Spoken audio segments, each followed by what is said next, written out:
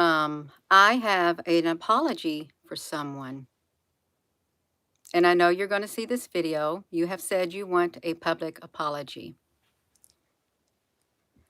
When I met you, you were broken. You were a broken woman. And you had a lot of things that were going on in your life at that time, a whole lot of things. And I won't say all the things that were going on in your life, okay? I won't. And we talked a lot. We did when I first met you online via the Facebook Messenger and things like that for hours and hours, it seems like. I think I had talked to you more than I had anyone else because you needed someone to talk to. So I talked to you and I listened to your story. You listened to my story.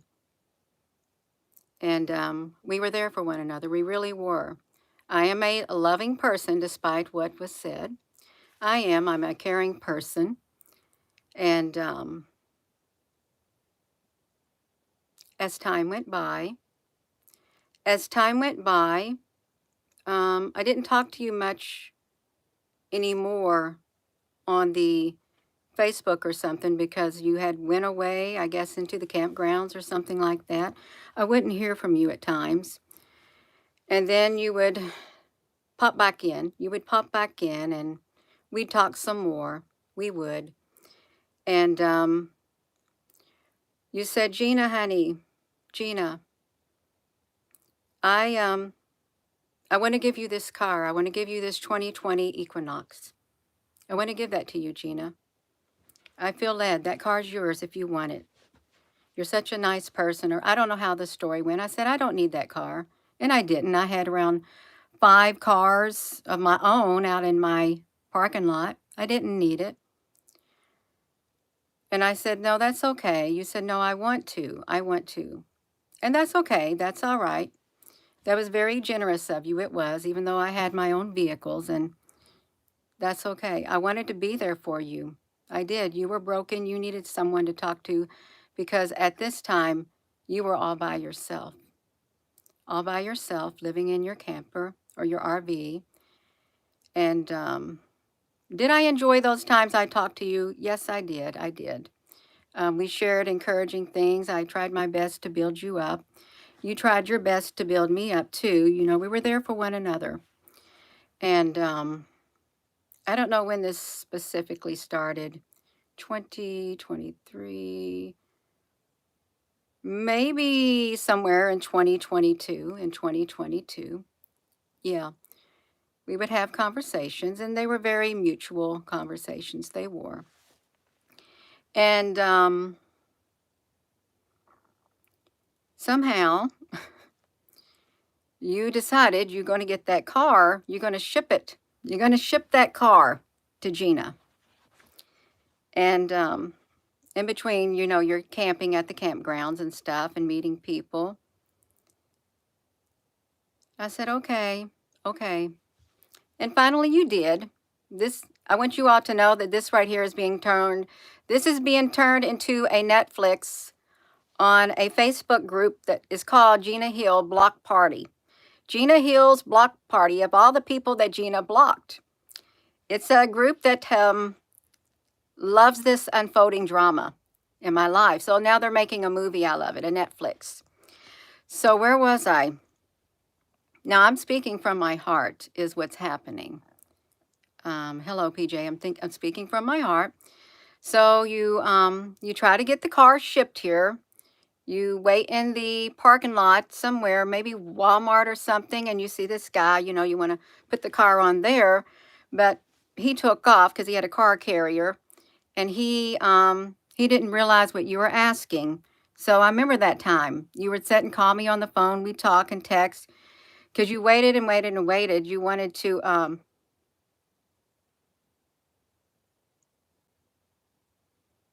it's a sad story, you all. The whole thing.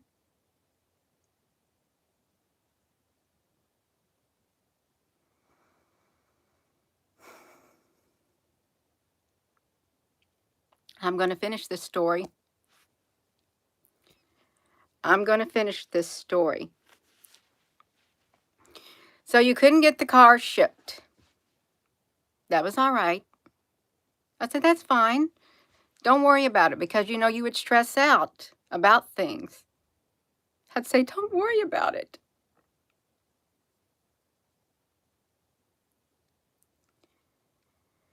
Then you finally made your way into the campgrounds because you were in the parking lots helping the homeless guy and stuff like that, which I thought was really great.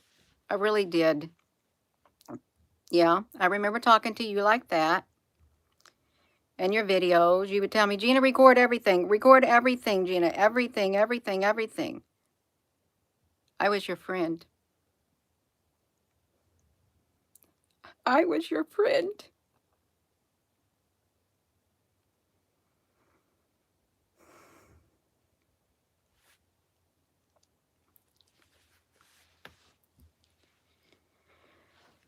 One moment. No, I've got to finish the story. I got to finish the story. I got to do it from start to finish. So I finally, I don't know, you deserved more than the parking lot. You did. So you made your way to the campground where you felt at home.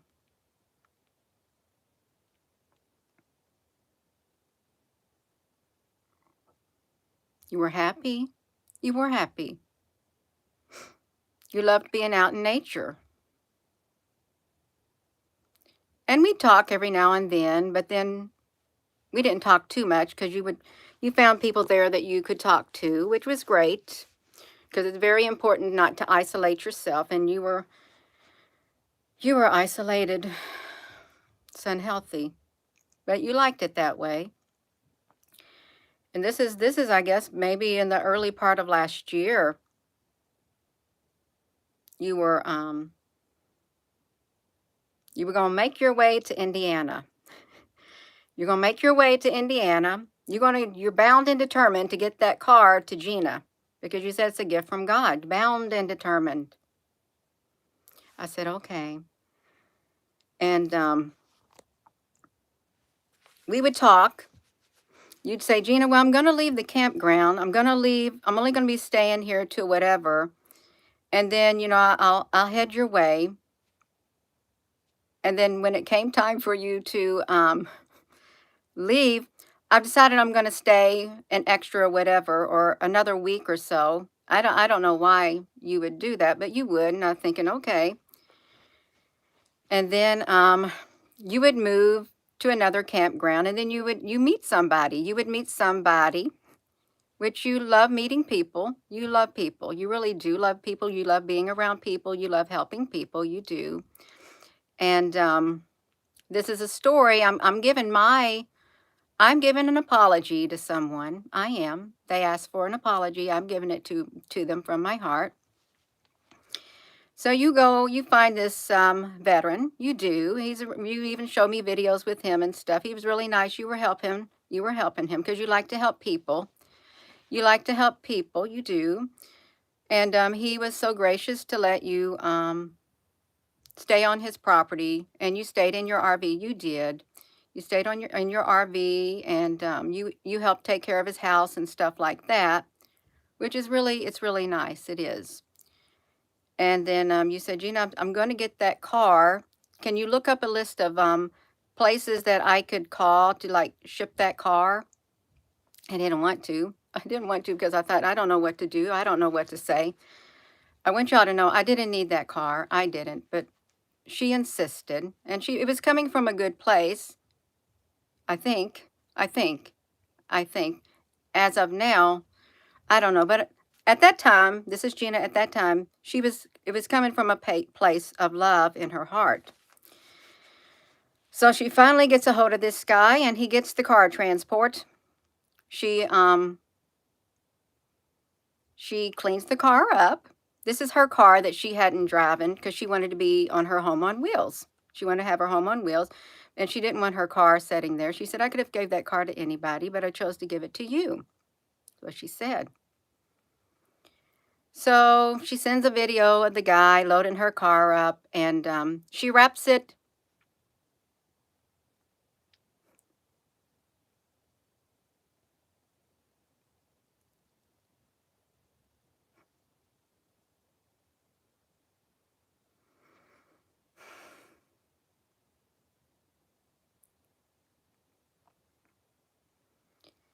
You just wait through the pause.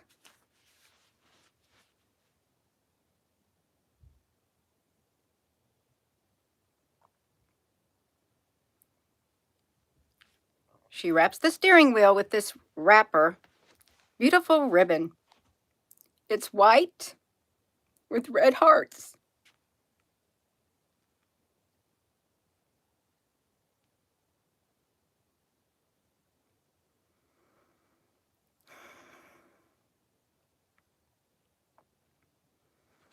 Let me get a drink. Let me pour myself some water. Gina's going to get some living water.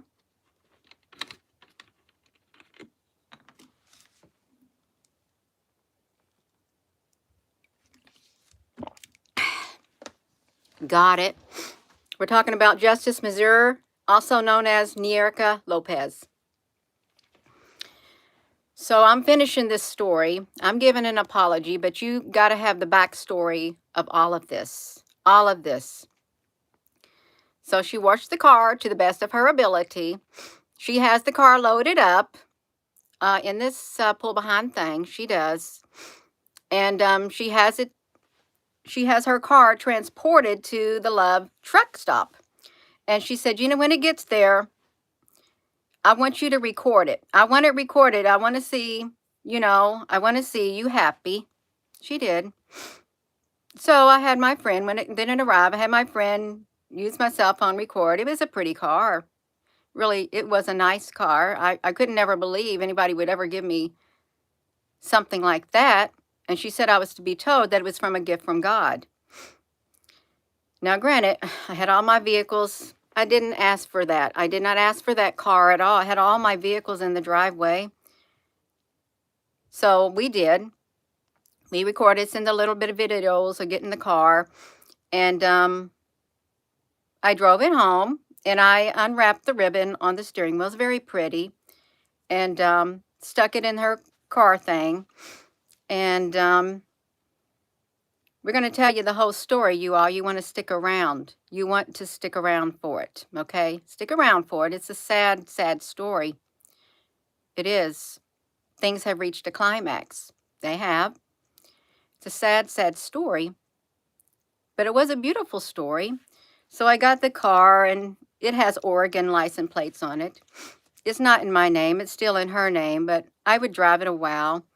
And she said, well, when I come to Indiana, I want to be able to get you the title, sign the title over for you to get it. Because she has the title. It just got, it got lost somewhere in her RV. And she was very broken, you all. Very, very broken.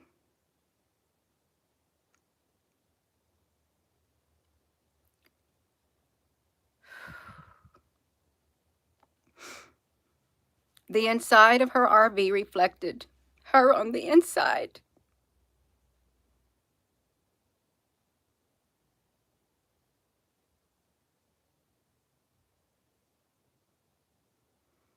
A broken person.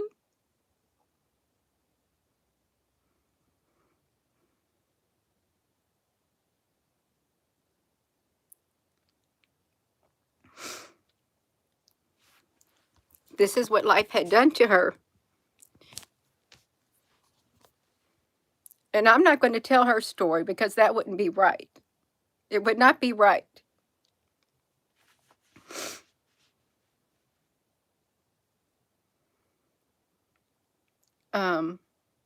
So she tries to, she's still at the one place, the one house, wherever she was, staying in his driveway, waiting on a time to leave to head toward Indiana. It was a while. It was a while. She made her way back, but she doesn't like to drive too far because she likes to, you know, park and enjoy nature. So she said, I'll be here at this time. And then that time came and she never did come. And then she said, well, I'll be here at this time. And she would go a little bit further, get another campground. And then she'd end up staying a little bit longer. And then she said, well, I'll be there at this time. And at this time, we was already having vacation plans made for our family. I said, well, I've got to know because my husband's making vacation plans.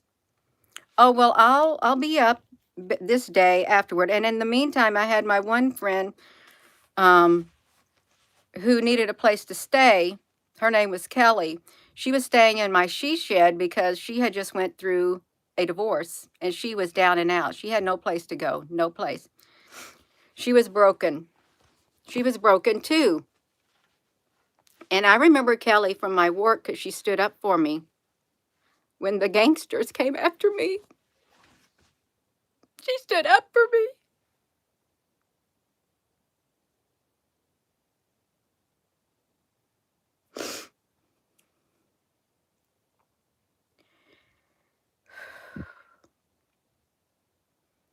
You're just tuning in. This is a climax. This is the volcano. You want to listen. It's a sad story.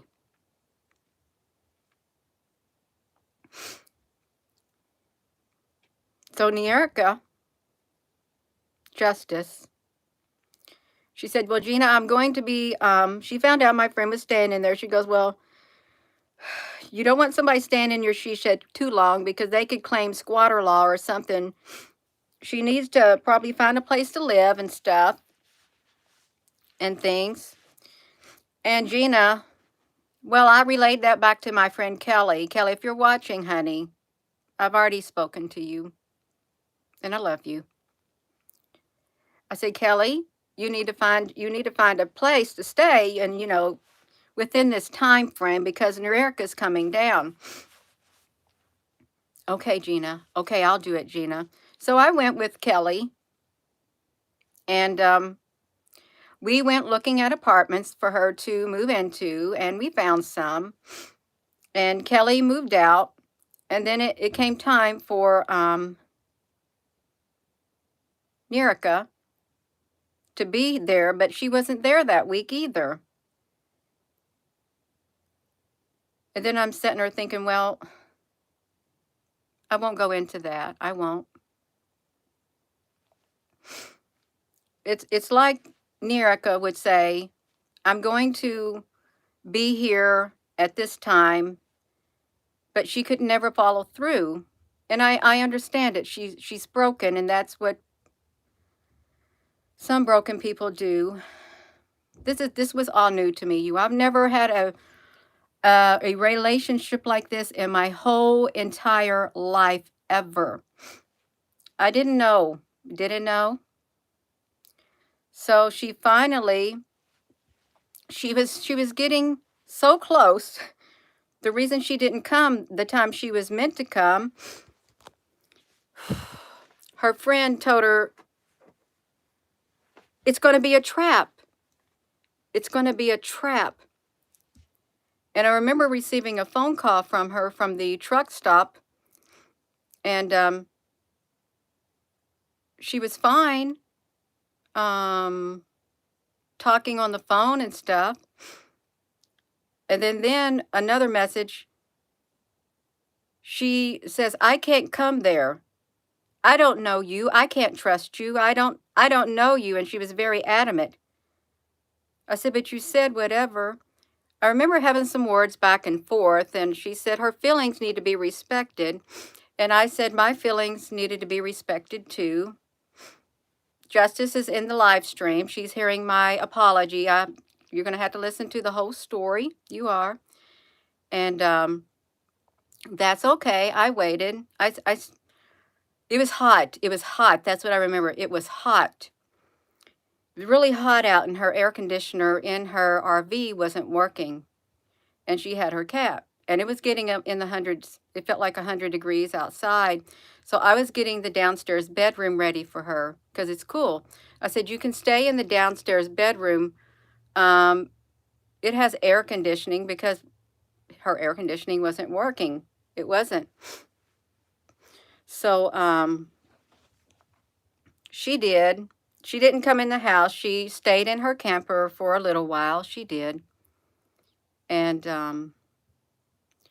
then she went to a campground or something and stayed there a few weeks, maybe longer or something. I forgot to say when she came to Indiana, she showed up at the Truck's Love Stop too. And she got out of the van, out of her vehicle, very happy. You're real, you're real. I said, yes, I'm real. And she kissed me. I kissed her on the lips too, you all. We kissed each other on the lips. Then she kissed the side of my face. That's how she greets people, like that. Which, that's fine. I never had that in my life. You can greet me like that. You can. So she did it. I was really happy to see her. I was so happy to see her. And she looked really, really happy. She did. It was a joyous moment. I liked that moment. Very happy moment. And she was happy to, I know it took nerve to come to meet somebody that you see online. I do. But you made it. You showed me your little kitten, Santi, that came to you at 5 in the morning. You did. Or however, whatever wee hours of the morning, and you took him in, and Santi's now part of your family and a brother to Pierre. So you stayed in my driveway. I don't know how long. It's been a long, long journey. A long, long journey. A long journey. And then you would go away. You'd come back. I remember my daughter would cook meals on the grill, and we'd eat. She'd fix food for you, and you loved it. You did. You loved it.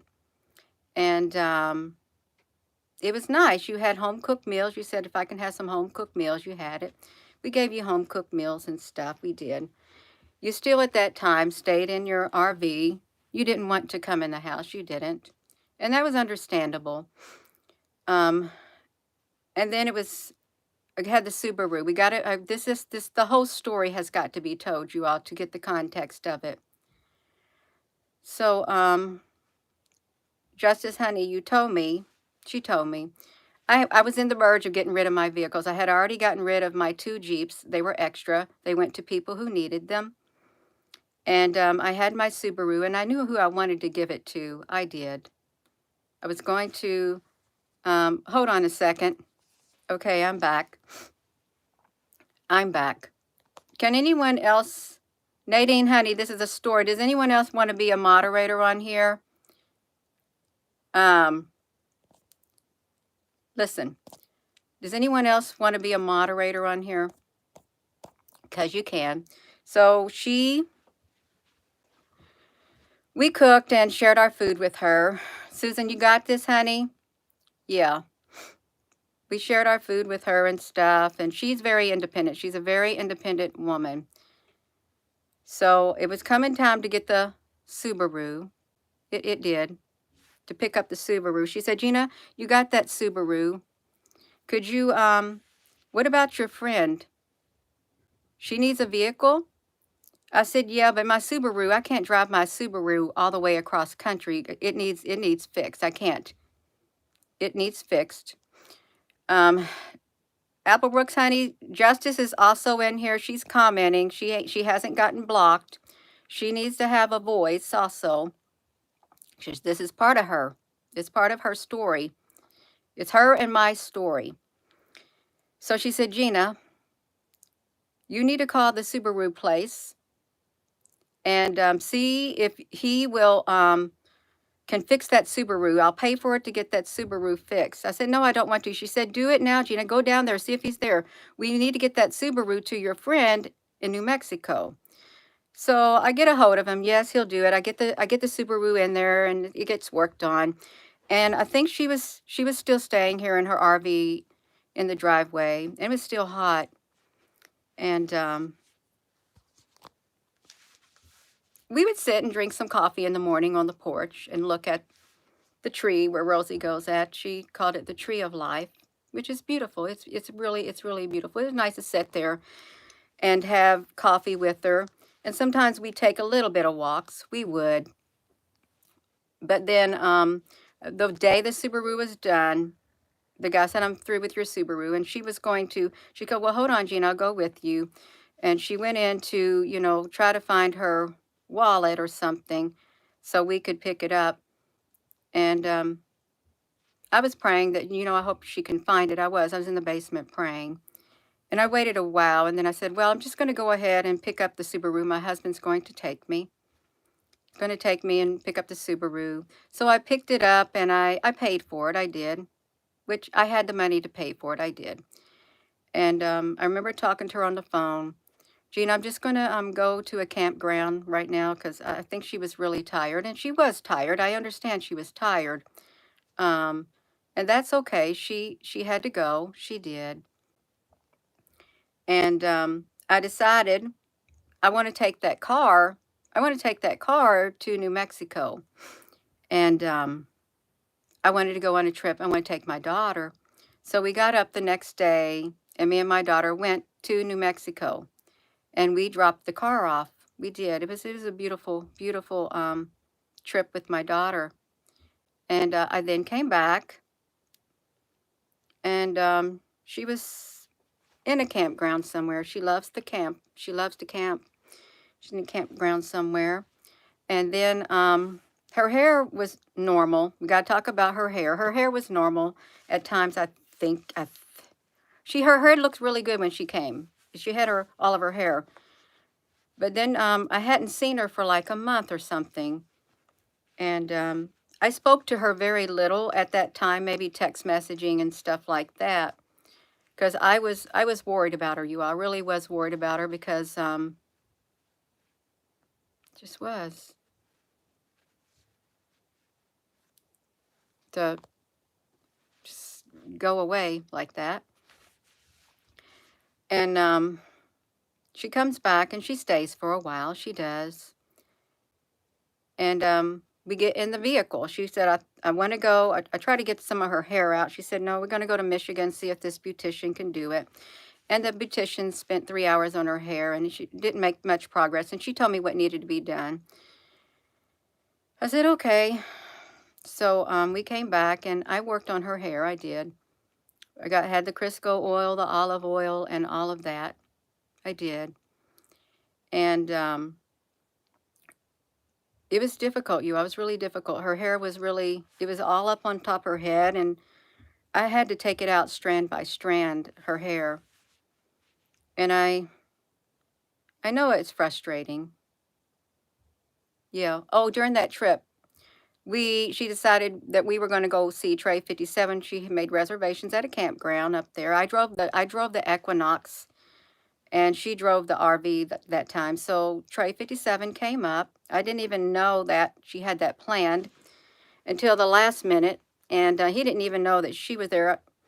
So he came up, and I greeted him with the kiss and a hug and all of that kind of stuff. It's so good to see him. It really was. And we sat and talked and stuff, and then he left, and then we made our way back to Indiana. I said, I got to get back to Indiana. My sister's flying in. I said, and she'll be in tomorrow. She said, why didn't you tell me? I said, well, I don't know. So we made our way back to Indiana. I got to see my sister. And then we started working on her hair, and we put aside maybe 4 or 5 hours each day. And it's hard,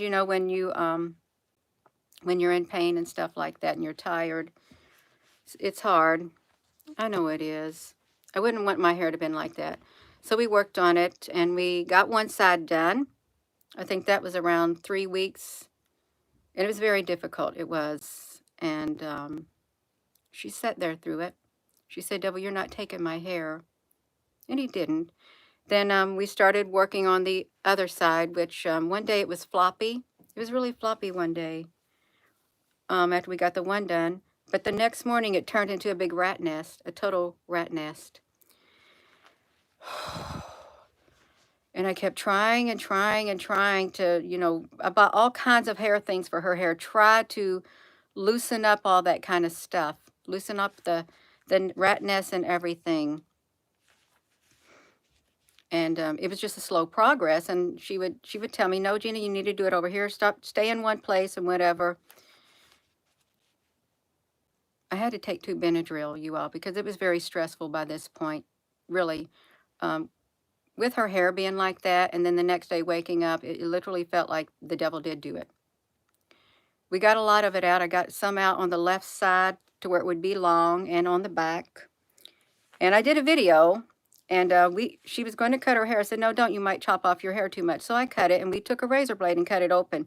The razor had to keep going over it over and over. It's about the size of a baseball, trying to pry it apart and couldn't get it apart. It was so stuck because she thought for sure there was a ponytail holder or something in it. She thought for sure. She really did. There was nothing in it. And I remember her asking for prayer for her hair too. Yeah, pray for her hair. And but she got her hair done. She did. She got her shower, and it was traumatizing. It was a part of her. She stayed in her camper for a while, and she withdrew, and she would say, Gina, I'm in here with my cats. I need some time alone. This is traumatizing. And I'd say, okay. And if I ever did like want to take her food, I would just set it outside the thing because I didn't want to bother her because she was going through whatever she was going through. She was trying to heal. She was trying to heal. And she would come out every now and then, you know, we'd fix some food and she'd eat and stuff. And she would still greet me with a kiss on the lips. She would. I've greeted her with a kiss on the lips too, you all. That's how I was greeted when she showed up in Memphis, just like that. And when we go to the yard sales, that's how she would greet somebody. Kiss their lips in the face, on the side and stuff like that. It's different because, you know, not very many people do that, but that's okay. That's all right. It's fine. So, she stayed here for a while, a long while. She did. We were able to move her air conditioning back a little bit to where her air would work. And she wanted to get her RV worked on, and she got it worked on in one place, and she got the work done that she wanted. And then something happened, and she went to stay in a campground and stuff. She did.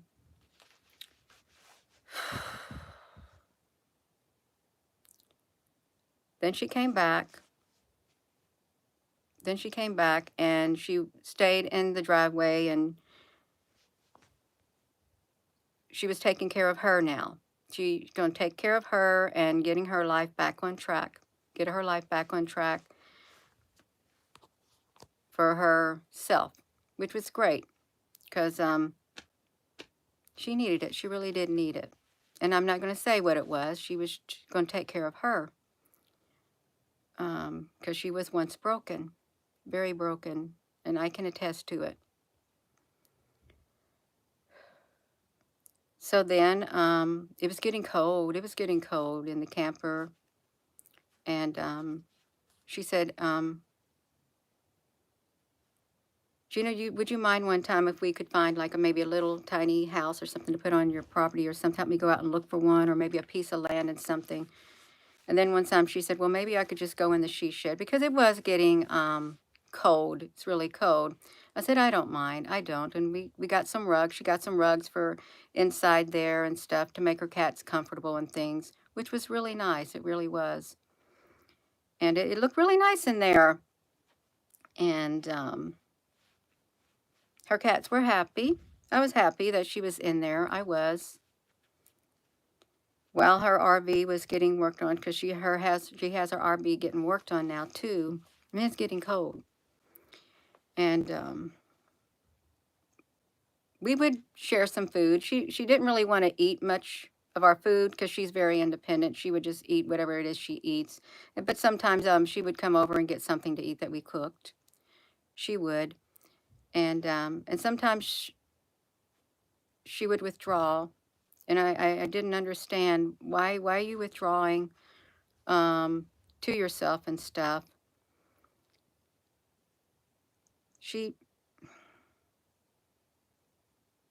I'm not going to say why she would. And it's not what you think. It's not what you think. It's nothing bad at all. But I'm not going to say why sometimes she would withdraw. I'm not. But it's nothing inappropriate. It has nothing to do with that. Just she needed her time, her space, and whatever. So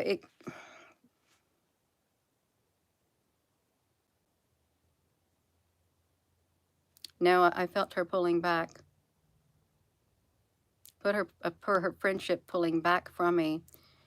And I remember asking her, I said, well, I feel like you don't even want me wrong. She said, no, Jean, it's not you, it's me. It's me. It's me.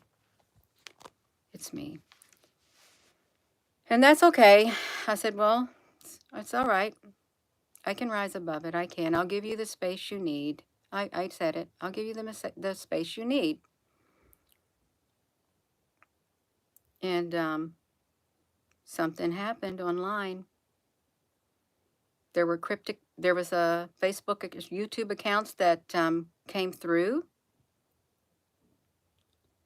with some not so nice messages in them, not so nice at all. And the energy that I felt from them and the wording of it and the emoticons that were used at this time, that was like last week, I noticed something happening. I could feel it. I could feel it happening. I could feel it happening. She kept to herself and did her YouTube videos, is what she did. I remember sharing her channel because I wanted people to be able to go over to her channel. She needed her own YouTube channel too. I shared her channel. Then the post is gone for that. But something changed. Something slowly changed in the friendship. Oh, I did love her. I loved her like a friend unconditionally, despite her brokenness, despite whatever else that she had going on, and may still. I loved her unconditionally. I did.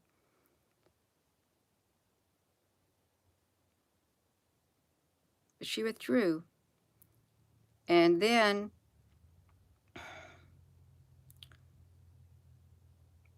she is going to go to to Michigan. I can't, there's some things I can't say. I won't say.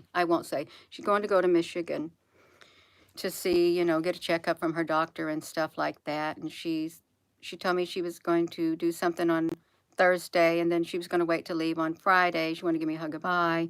Then she was going to leave on Saturday, but she decided, I'm just going to wait. And then she decided, I'm going to wait to leave on Sunday morning.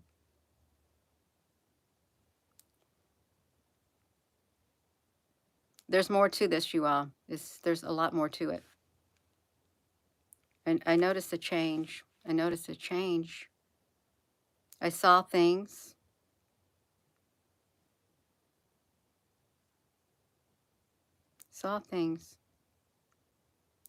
Then she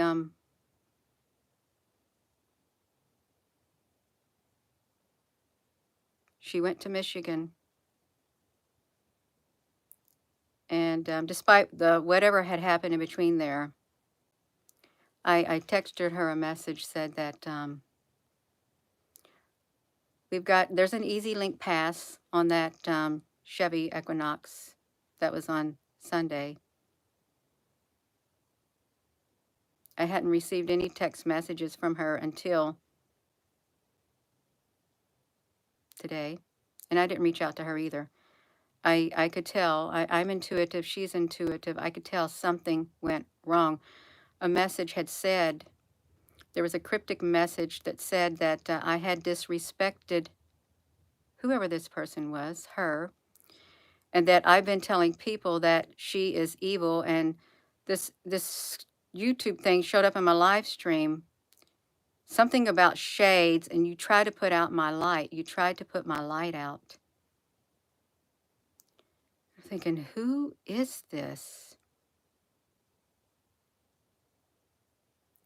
I'm not going to tell the rest of it.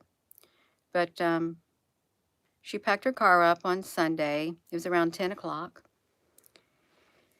She said she was going to be leaving then. I asked her if she needed any help. No, I got it. And my husband normally goes to church on Sunday morning. And he decided he didn't want to go to church on Sunday morning. It was too cold. So he's sitting in the living room, and she comes down and she walks up the stairs to my house. I'm sitting on the couch. My husband's in the recliner. I can see her coming. She opens up the door really slow, the screen door, and real quiet opening up the door like that. And she sees my husband sitting there in the chair. She does. And she just said she had some appointments she was going to. Her appointment, and she'll be gone for a week or so. And then she left. But on one of those comments that was made on by another YouTube name, Gina Honey, schoolgirl bully, Israeli ghost unit with emoticons.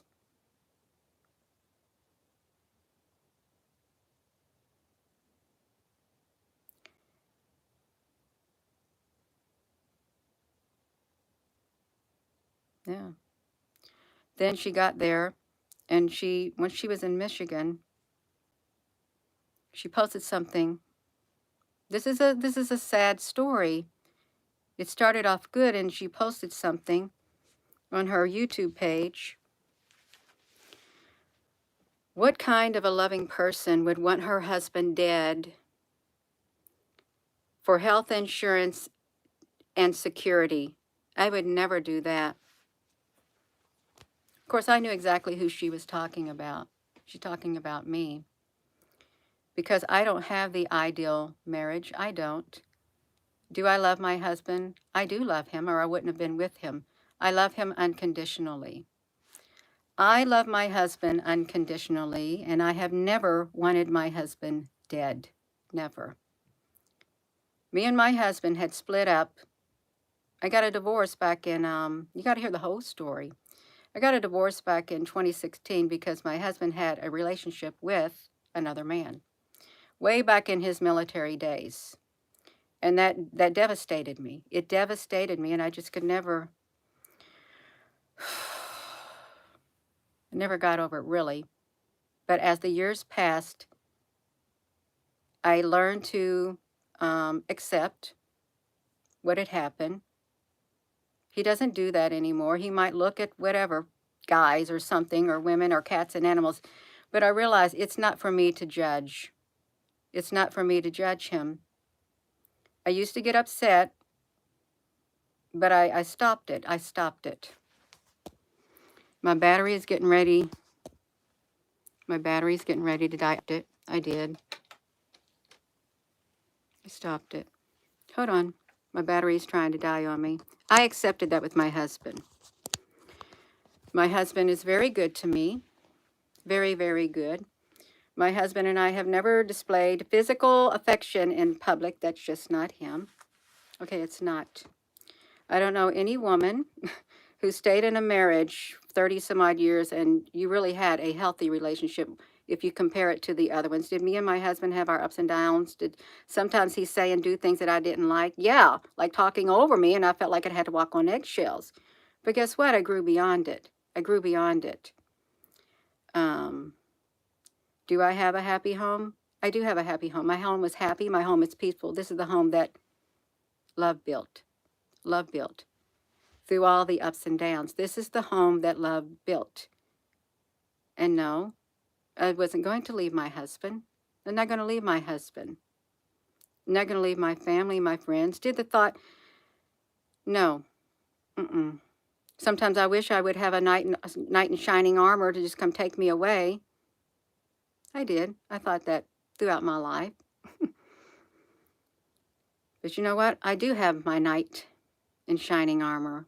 Is it the ideal marriage? If you want to say unconditional yet love, absolutely, absolutely. Is there anything my husband wouldn't do for me? There's not a thing he would not do for me.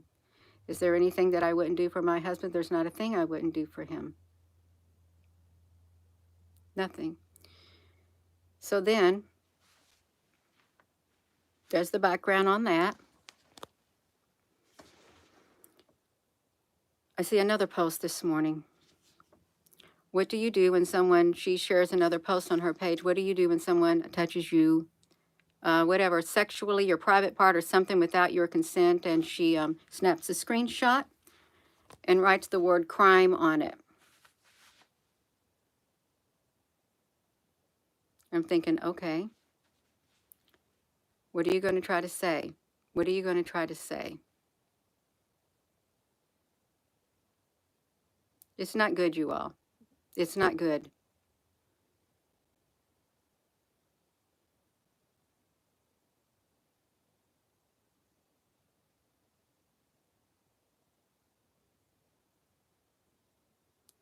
I'm just going to tell you.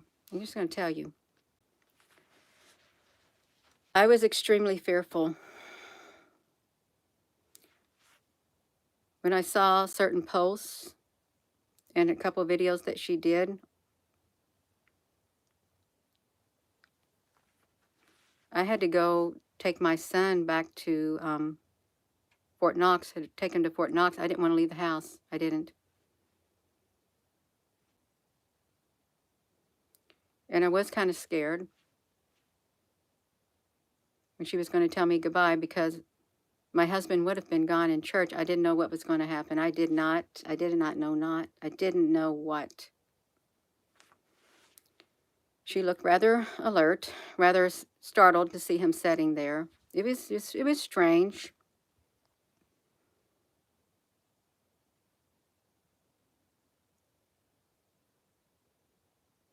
That's the story.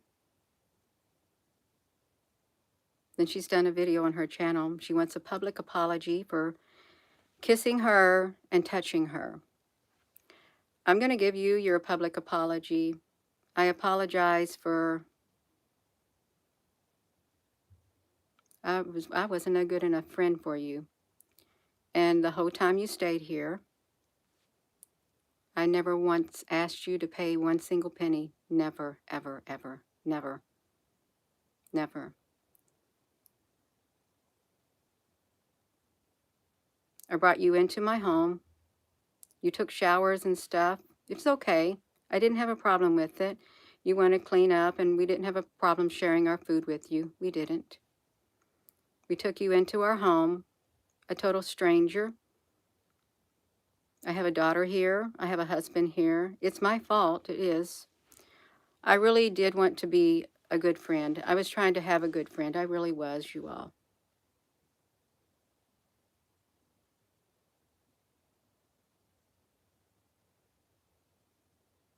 I just, yeah.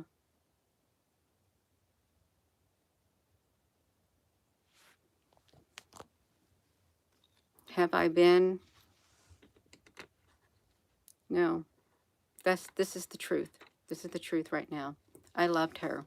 I truly loved her. A part of me still loves her.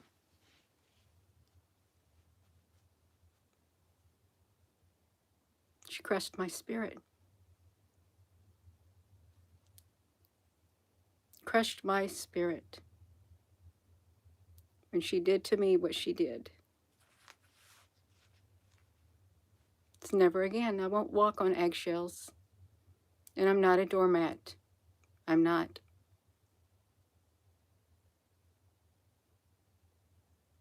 Gina, do you have feelings for her? I have feelings for her in my heart. When I love, my love is unconditional. Unconditional.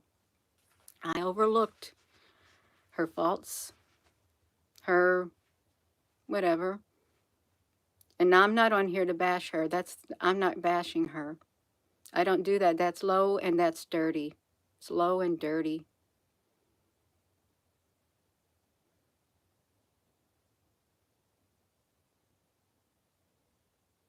But in her mind, she, I don't know. In her mind, maybe, I don't know. Can't figure it out. You cannot figure it out. That's why I asked for prayer on Saturday.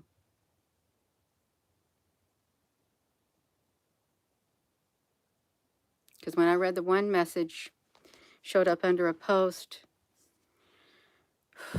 I knew that it was directed directly to me and it was a fake account.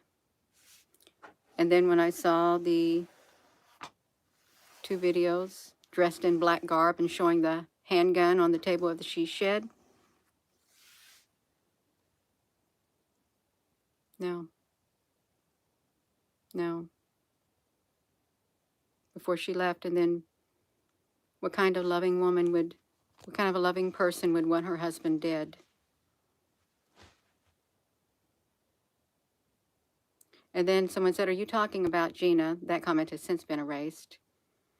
She said, "Well, they don't sound like too loving of a person."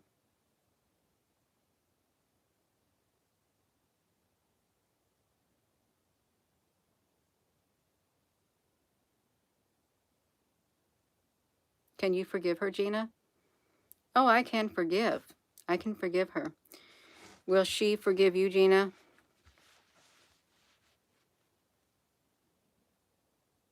That's for her to decide. She probably won't. I feel forgiveness is not an option. But if she could, that would be great. That would be great. I got in way too deep.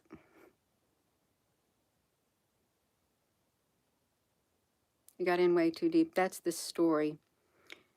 And with the 2020 Chevy Equinox, we never could find the title. So I sent off for it. She signed the papers. She had me recording her saying, "This is whatever. I want you to document this, Gina, that this car has been given to you by God. And when you go to the license branch," because she met me at the license branch, and she spoke the woman's name on the video.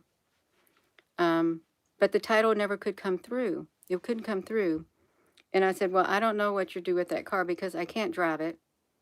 It's just going to have to sit in my driveway." So she eventually she got the insurance on it and stuff. And the car is in her name. It is. It's in her name. And she didn't have a car to drive when she was getting her RV fixed. She didn't. And even though she said, "Gina, that's your car," no. I said, "You know what?" She'd say, I'd like to borrow the Equinox and stuff. I said, "Well, it's your car. You can borrow it." "No, Gina, it's your car." She goes, and she would take it places. She'll be borrowing it a lot more. So I took the keys over there. I said, if I was in your position, I would not want to have to ask to drive my own vehicle. It's your vehicle. It's your vehicle. You need a car. It's your vehicle. You don't have to ask. You should be able to get in it and go whenever you want. You should. And she did. And she called the title company to see if she can get a lien. She called the one company to get a lien release on the loan. That's why the place wouldn't issue the title for the car. And I called the guy on the phone. I told her I'd done everything I could, and I recorded the conversation and sent it. And that's what he said. Call and have a signed signature. Well, it never did come in the mail. And I know it was weighing heavy on her because that's what she said she came here for. Get the car just transferred over into my name and go get her RV fixed. But it didn't happen that way. She came, I think, on July the 6th, and she had been here off and on during that time, and the lien release never did show. And what was really interesting, on the VIN number, you know what the VIN number started with? Just look at this from a spiritual point of view. It had the number 2 and the letters GNA.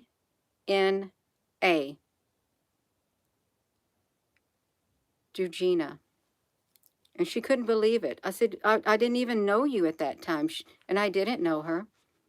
Didn't know her.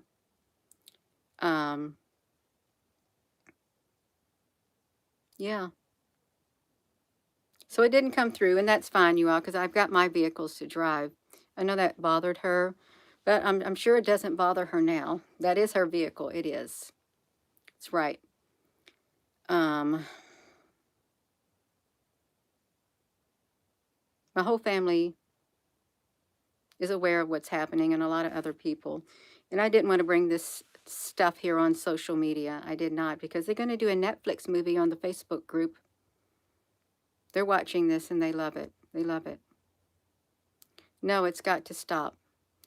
It's got to stop. And got out of control. What seemed some completely, what seemed innocent, and it did. And I developed a friendship. I developed love. And then it just, here we are now. She wanted a public apology. I apologize if I've offended you in any way. And no, I did not take I did not take advantage of you whatsoever. I didn't. Of your kindness and whatever. My family took you in, I took you in, my husband took me in. I didn't even ask to have you put in. I took it upon myself without asking any of my family members, do they care? No, that was me personally. And my husband said, okay, I don't mind. So did my daughter. We didn't mind. We didn't.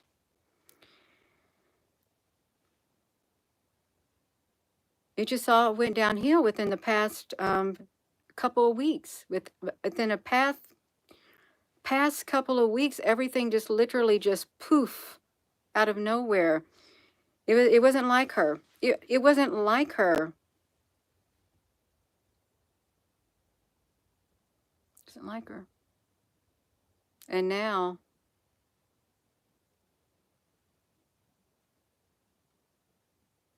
I pray for her. I have been praying for her.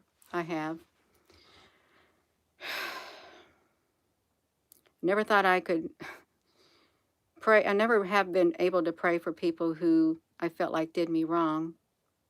Because I'll come out and say, no, I will not. And no, I don't forgive them. I'll forgive them, but no, I'm not going to pray for them. I'm not. But I pray for her. I pray for her. Because she's hurting too. She's hurting too. She's hurting really bad, and there's nothing I can do for her. There's nothing. And she doesn't need my help. She's a full-grown woman, fully capable of taking care of herself. She's done it all her life. She has raised her daughter, worked, and things like that. Very, very, very independent and very, very tough. She too was looking for a friend, I believe. She was looking for a friend. And you can manifest friends. You can. Well, she had a friend in me. She really did. Do you think, Gina, it's a permanent had? I can't say at this moment. I can't, but I know she doesn't want anything to do with me. She doesn't. And no, I'm not jealous of her at all. I'm not jealous of her one single bit. I'm not. I know I handled this situation much differently than some people would. That's just me. That's just me. So I am going to go. You all now you have the backstory. If you know, what, Gina, what are you talking about? This is what has transpired. Go listen to, this is your movie. It's a movie. It's a sad, sad story, you all.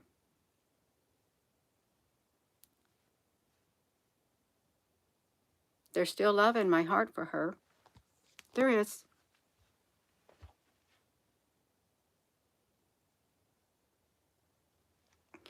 Sometimes I'd go over to the she shed. I'm watching, Gina. No, no, no. I'm doing this, Gina. No, no, no. Okay. So that's when I started spending more time on my YouTube, building my channel back up, because my channel took a significant hit. I couldn't focus on it. I was trying to be there for her. She didn't need my help, I guess. Oh, well, that's the end of it. I'm not, no words are added to it. I'm going to go. I'm going to go now. I am.